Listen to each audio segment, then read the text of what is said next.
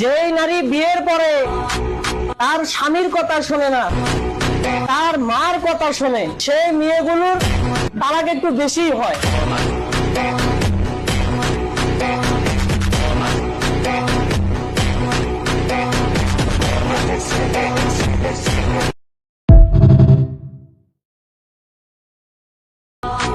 যেই মেয়ের মা যত বেশি চালাক, সেই মেয়ের কপালে তত বেশি তালাক।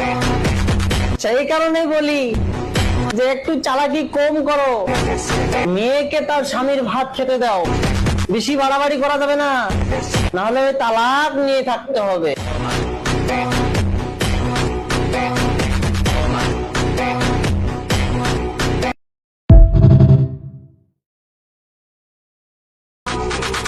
যেই নারী বিয়ের পরে তার স্বামীর কথা শোনে না, তার মার কথা শোনে, সেই মেয়েগুলোর তালাক একটু বেশি হয়।